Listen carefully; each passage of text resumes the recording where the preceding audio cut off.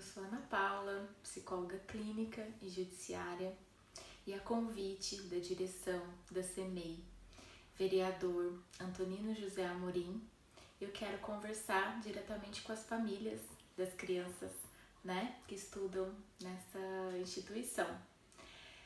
E eu queria conversar a respeito da quarentena, a saúde mental das crianças nesse período de quarentena. Bom, quais seriam então as boas práticas, das famílias neste momento tão difícil, tão delicado?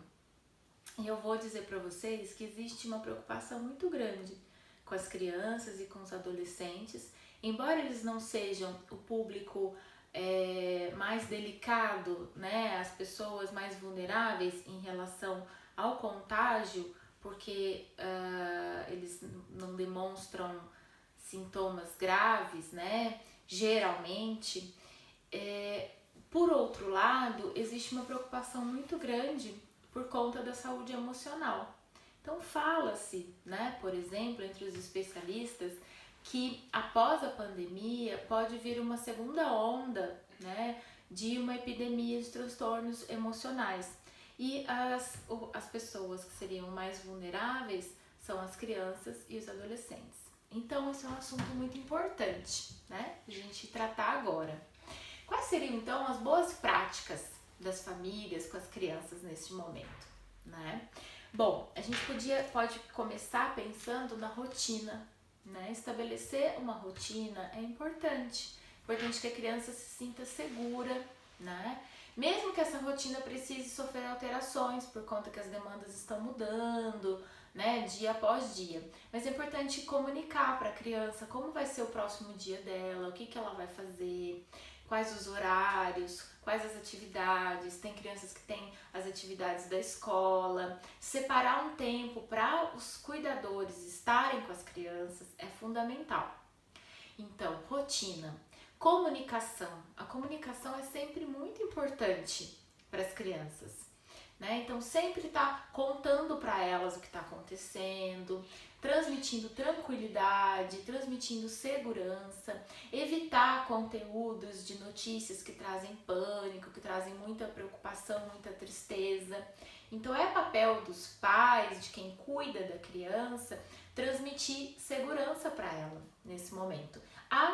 Ao mesmo tempo em que elas precisam saber da realidade, Então, com esse cuidado. Outra questão, manter o equilíbrio emocional no ambiente familiar. Se sempre é importante, porque a gente sabe, Nós que trabalhamos na área, a gente sabe que a maior fonte de transtornos emocionais para a criança são os conflitos familiares, são situações de violência, são brigas, o estresse, no ambiente familiar, provoca transtornos, às vezes na infância e às vezes anos depois. Então, agora, mais ainda, é muito importante que as famílias mantenham um ambiente de harmonia em casa, Sem brigas, sem agressões, sem gritos.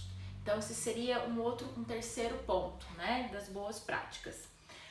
Uma quarta questão seria a demonstração de afeto, que nós sabemos também é muito importante. Se é sempre importante, agora mais ainda que você demonstre afeto pelo seu filho, pelo seu neto, pelo seu sobrinho, seja carinhoso, diga para ele o quanto ele é importante para você, esteja juntinho, porque a gente não pode perder de vista a necessidade de atenção que as crianças têm nesse momento.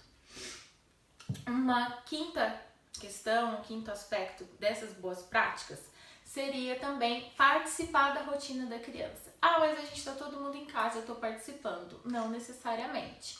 Tem que ter um tempo para você acompanhar o que ele fez enquanto você estava fazendo suas tarefas, o que a criança estava fazendo, Ela estava brincando, ela estava fazendo alguma atividade escolar, então chegar, perguntar, dialogar, conversar com ela sobre o que ela fez, se ela fez uma chamada de vídeo para um coleguinha, perguntar dessa chamada, do coleguinha. Então, participar da rotina da criança é importante. E às vezes, por estar no mesmo ambiente, na mesma casa, a gente acha que está participando. Presta atenção quanto a isso também, né?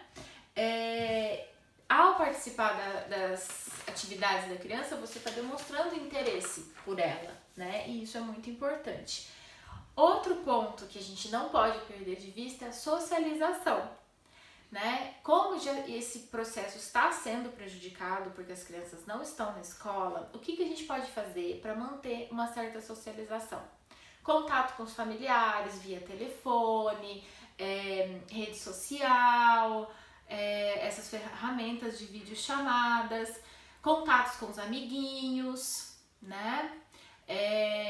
Com os professores.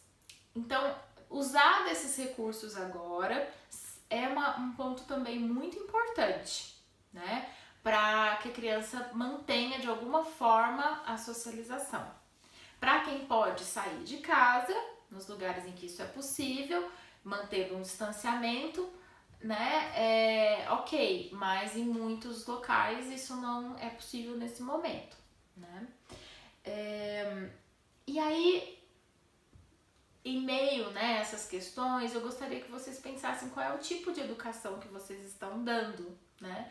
É uma educação autoritária, né, que seria um extremo que é muito prejudicial, uma educação pelo medo, uma educação que faz com que as crianças se sintam ansiosas, medrosas, e isso nesse momento de quarentena, de fragilidade, da ameaça, né, por conta da pandemia, é muito prejudicial. Um outro extremo, que eu também gostaria que vocês evitassem, é a negligência. Então, achar que criança não precisa de muito cuidado, de muita atenção, que não precisa de limite, que ela também pode fazer tudo. Isso agora também prejudica muito as crianças, né? Então, procurar uma educação que é a educação por via da conversa, em que você mostra para a criança as consequências daquilo que ela está fazendo, que você acha que não é uma boa conduta, não é um bom comportamento, né? Então, assim, vamos ficar atento. Mudanças de comportamento nas crianças merecem atenção. Sintomas, né? Às vezes sintomas de que ela pode estar evidenciando um sofrimento. A criança não vai dizer que está sofrendo, mas ela pode ficar muito irritada, pode ter dificuldade para dormir, pode ter alterações no apetite. Ficar muito atento a isso e consultar um especialista, consultar um médico, um psicólogo nesse momento para acompanhar e evitar que surjam mais questões emocionais, né, do que a gente não pode evitar, né? Então, isso também é muito importante. Sobre as tarefas da escola, especialmente, né, na CEMEI, né, vereador Antonino José Amorim, a preocupação da direção é que as famílias tenham um momento juntos, que seja lúdico, que seja leve, que seja gostoso, né? Então não é hora de preocupar tanto com conteúdo escolar, não é hora de preocupar tanto com conteúdo pedagógico, é hora de preocupar com a questão emocional e de que a criança mantenha um gosto pela escola, mantenha um vínculo com a escola, um vínculo com os professores, né, que tenha um momento com a família para fazer algo que está relacionado à escola, uma atividadezinha manual, né, lembrar coisas que ela já aprendeu. Isso agora é muito importante. Um beijo carinhoso para todas as famílias. Eu falo em nome da direção, eu falo em nome da Secretaria também Municipal de Educação. Um beijo carinhoso para as famílias e cuidem muito das crianças. Ah, outra coisa. Fiquem muito atentos com maus tratos, com situações de violência. Nós somos responsáveis por todas as crianças, não só pelos nossos filhos. Então, nesse momento também existe uma preocupação muito grande por conta da tensão emocional, por conta de muitos aspectos, as crianças estão mais suscetíveis, né? A abusos, a violências de toda ordem, e é função de cada um de nós, se ver, se souber de alguma coisa, fazer uma denúncia, acionar um conselho tutelar, porque nós somos responsáveis por proteger todas as crianças, não só os nossos filhos. É isso que o ECA diz e é isso que a gente precisa assimilar, né, enquanto sociedade. Então também queria fazer esse alerta. Beijo!